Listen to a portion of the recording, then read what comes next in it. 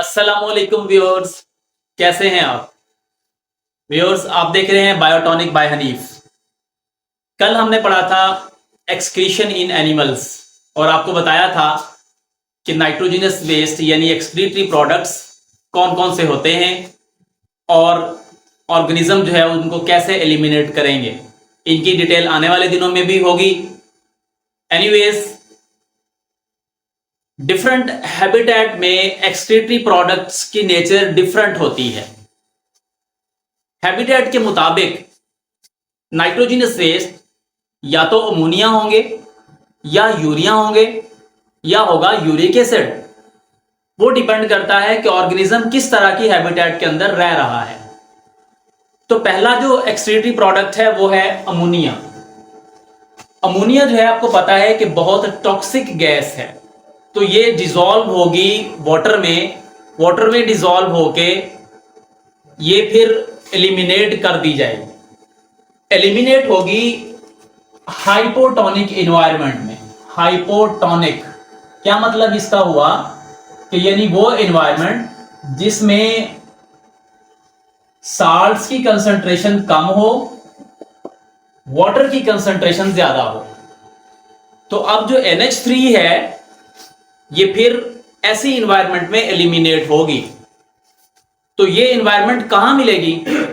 Definitely fresh water organism जो है उनको ये एनवायरनमेंट जो है अवेलेबल होती है। जो मैरीन वाटर होते हैं वहां तो सॉल्ट्स की कंसंट्रेशन ऑलरेडी ज्यादा होती है। तो जो ऑर्गेनिज्म फ्रेश वाटर में रह रहे होते हैं उनमें ये एक्सक्रीटरी प्रोडक्ट बनता है अमोनिया। 1 ग्राम अमोनिया को बॉडी से रिमूव करने के लिए 500 ml ऑफ वाटर रिक्वायर्ड होता है। 500 ml पानी चाहिए होता है। अब जाहिर है इतना पानी वो कहां से मिलेगा? वो भी तब जब एनवायरनमेंट कौन सी होगी? हाइपोटोनिक, यानी साल्ट्स कम, पानी यहां पे ज्यादा होगा। तो पानी जो है वो बॉडी में आ रहा है ना। तो 1 ग्राम अमोनिया को रिमूव करने के लिए 500 ml जो है वो क्या चाहिए? वाटर चाहिए। तो पहला एक्सक्रीटरी प्रोडक्ट कौन सा हुआ? अमोनिया। और उसके लिए हैबिटेट कौन सा हुआ? एक्वेटिक एनवायरनमेंट यानी हाइपोटोनिक एनवायरनमेंट, मतलब फ्रेश वाटर एनवायरनमेंट। तो ये फिशेस जो है उसमें आमतौर पर ये वाला जो है एक्सक्रीटरी प्रोडक्ट होता है यानी अमोनिया, और वो पानी के साथ उसको रिमूव करती हैं। दूसरा एक्सक्रीटरी प्रोडक्ट है यूरिया। अब वो ऑर्गेनिज्म जिनको मॉडरेट सप्लाई होती है वाटर की, थोड़ी कम सप्लाई होती है, थोड़ी शॉर्टेज होती है पानी की, तो उनमें ये जो अमोनिया है ये बदल जाता है किसमें? अमोनिया चेंज होता है यूरिया में, यूरिया साइकिल के through. Urea is a less toxic than ammonia. 1 gram urea को रिमूव करने के लिए 1 ग्राम यूरिया को रिमूव करने के लिए 50 ml ऑफ वाटर चाहिए। 50 ml of H2O required for removal of 1 gram of urea. तो मैंने आपको बताया कि अमोनिया जो है वो किस में तब्दील हो रहा? यूरिया में। कहां पे तब्दील हो रहा? वो आने वाले दिनों में आपको बताएंगे कि लिवर के अंदर कैसे तब्दील हो रहा, यूरिया कैसे बन रहा। वो यूरिया साइकिल के थ्रू जो है वो यूरिया बन रहा कि सेल में ऑलरेडी एक कंपाउंड मौजूद होता है, यानी ऑर्गेनिज्म के अंदर कंपाउंड मौजूद होता है। उस कंपाउंड को बोलते हैं ऑर्निथिन। इसके साथ अमोनिया का एक मॉलिक्यूल मिलता है, अमोनिया का एक मॉलिक्यूल और कार्बन डाइऑक्साइड का मॉलिक्यूल। तो इससे बनता है सिट्रोलिन।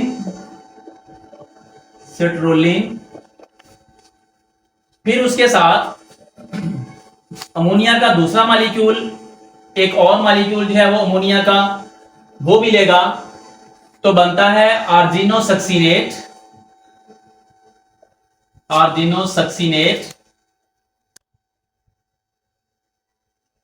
आर्जिनोसक्सीनेट change to arginine.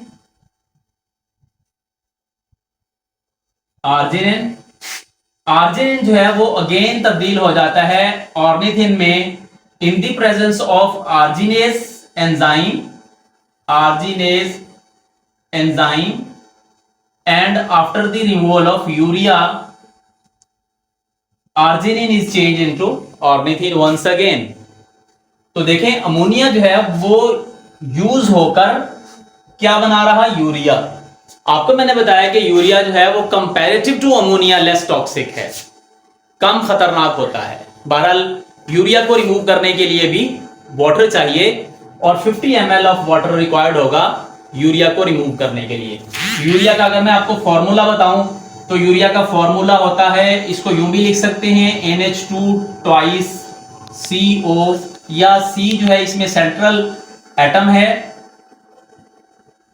तो NH2, दूसरी तरफ भी NH2 का मॉलिक्यूल और ऑक्सीजन। इस तरह उसका स्ट्रक्चरल फार्मूला बन जाएगा CONH2 ट्वाइस। ओके, यूरिया बन जाता है उन ऑर्गेनिज्म में जहां पर वाटर की supply comparative to aquatic environment थोड़ी मॉडरेट सप्लाई होती है, थोड़ी कम सप्लाई होती है। ओके, वहां पे एक्सक्रीटरी प्रोडक्ट कौन सा होगा, यूरिया होगा। अब तीसरा एक्सक्रीटरी प्रोडक्ट है यूरिक एसिड। कौन सा, यूरिक एसिड। अब जो यूरिक एसिड है ये सिर्फ उन ऑर्गेनिज्म में होगा जहां पर जिनको रिस्ट्रिक्टेड सप्लाई होगी, वेरी शॉर्टेज ऑफ वाटर होगी, पानी की बहुत कम मिकदार जो है इन एनिमल्स को जो है वो अवेलेबल है। जैसे बर्ड्स हैं, जैसे इंसेक्ट्स हैं, इनको पानी की बहुत कम मिकदार, जैसे लैंड स्नेल हैं, इनको पानी की बहुत कम मिकदार जो है वो अवेलेबल है। तो इनमें जो वेस्ट प्रोडक्ट है वो यूरिक एसिड की सूरत में बॉडी से रिमूव होता है। यूरिक एसिड को रिमूव करने के लिए 1 ग्राम यूरिक एसिड को रिमूव करने के लिए 1 ग्राम जो है वो वाटर चाहिए। तो इंतहाई कम मिकदार में पानी जो है वो भी साथ एलिमिनेट होगा। अब वो ऑर्गेनिज्म जो अमोनिया बॉडी से खारिज करते हैं, जैसे मैंने आपको बताया कि फ्रेश वाटर फिशेज हैं जैसे, तो वो ऑर्गेनिज्म कहलाते हैं अमोनोटेलिक, अमोनोटेलिक। और दूसरे वो ऑर्गेनिज्म जो यूरिया को खारिज करते हैं बॉडी से वो कहलाते हैं यूरियोटेलिक। और तीसरे वो ऑर्गेनिज्म जो यूरिक एसिड को खारिज करते हैं बॉडी से, एलिमिनेट करते हैं, उनको बोलते हैं यूरिकोटेलिक। ओके, यूरिया का अगर मैं स्ट्रक्चरल फार्मूला बना के दिखाऊं आपको तो इसमें कार्बन, नाइट्रोजन, एक के बाद कार्बन, अल्टरनेटिव है कार्बन टू नाइट्रोजन, फिर कार्बन, फिर नाइट्रोजन, फिर कार्बन, फिर नाइट्रोजन, फिर कार्बन, फिर नाइट्रोजन, फिर कार्बन। अब डबल बॉन्ड ऑक्सीजन यहां पे है, एक ऑक्सीजन के साथ डबल बॉन्ड यहां पे है, एक ऑक्सीजन यहां पे है। बाकी आपने बॉन्डिंग पूरी करनी है तो साथ में हाइड्रोजन लगाएंगे, नाइट्रोजन के 3 बॉन्ड, कार्बन के 4 बॉन्ड पूरे करते जाएंगे, यानी यहां पे भी हाइड्रोजन। इसी तरह इस कार्बन के 1-2 बॉन्ड है तो यहां पर डबल बॉन्ड लगेगा। इस नाइट्रोजन के 3 बॉन्ड, यहां पे एक हाइड्रोजन, कार्बन के 4 पूरे, यहां पे एक हाइड्रोजन। तो ये डबल रिंग वाली स्ट्रक्चर है यूरिक एसिड की। ये आपको मैंने बताया था प्रीवियस टॉपिक में कि ये प्यूरिन और पायरिमिडीन जो होती है ना, उनकी कैटाबोलिज्म से ये यूरिक एसिड बनता है। प्यूरिन और पायरिमिडीन के डबल रिंग, प्यूरिन जो है वो डबल रिंग बेसिस है, आपको बताया था मैंने इससे पिछले वाले लेसन में। तो ये यूरिक एसिड का स्ट्रक्चर बनता है। तो जिनको रेस्ट्रिक्टेड सप्लाई ऑफ वाटर होगी उनमें यूरिक एसिड जो है वो वेस्ट प्रोडक्ट होगा। तो ये 3 तरह की अडॉप्टेशन है 3 मुख्तलिफ किस्म के एनवायरनमेंट के अंदर ऑर्गेनिज्म में। आज का टॉपिक कैसा रहा, इसमें शॉर्ट क्वेश्चन भी आ सकता है कि जैसे डिफाइन मोनोटेलिक, यूरियोटेलिक और यूरिकोटेलिक, और लॉन्ग क्वेश्चन भी बन सकता है कि explain the different adaptation of excretory products in relation to habitat. ये बड़ा क्वेश्चन भी बन सकता है। तो आज का ये जो लेसन है ये कैसा रहा, क्या आपको ये टॉपिक क्लियर हुआ? अगर क्लियर हुआ तो ज़रूर लाइक करें, और अगर आप चैनल पे नए हैं तो बेल आइकॉन को ज़रूर क्लिक करें ताकि हर आने वाला नया नोटिफिकेशन आपको मिलता रहे आप देखते रहें बायोटॉनिक बाय हनीफ। अगली वीडियो तक के लिए इजाज़त दीजिए। अल्लाह हाफिज़।